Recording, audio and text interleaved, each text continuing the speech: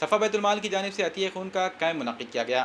صفا بیت المال کے صدر حافظ سرور قاسمی کی زیر نگرانی ٹائر بورڈ دیگلو ناکے پر منعقد ہوئے اس کیمپ میں بڑی تعداد میں لوگوں نے اپنے خون کا عطیہ پیش کیا۔ اس کیمپ سے حاصل شدہ خون کو سرکاری اسپتال کے بلڈ بینک میں جمع کرایا گیا۔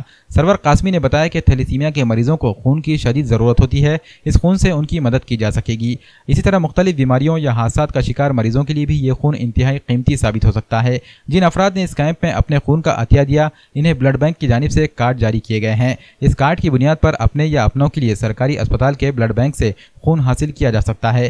کیمپ کو کامیاب بنانے میں صفا بیت المال کے ذمہ داران اور علاقے کے نوجوانوں نے خوب جدوجہد کی۔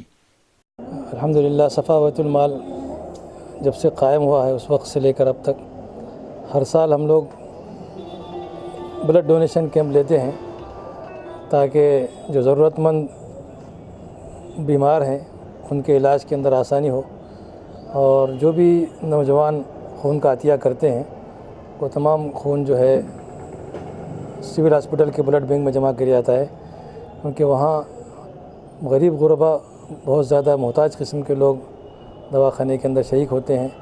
تو یہ سارے نوجوان بچے جو عطیہ دے رہے ہیں ان کا صحیح استعمال ہو اور غریب غربا کو اور صحیح بیماروں کو اس کو فائدہ پہنچے، اس لیے سول ہاسپٹل میں کے بلڈ بینک میں خون جمع کرایا جاتا ہے، اور اس کے ذریعے سے اگر کسی کی بھی جان بچ جاتی ہے تو دینے والوں کو بھی اس کا انشاءاللہ اجر ملے گا، اور جو لوگ اس سلسلے میں مختلف قسم کی محنتیں اور کوششیں کر رہے ہیں وہ بھی اجر سے خالی نہیں رہیں گے۔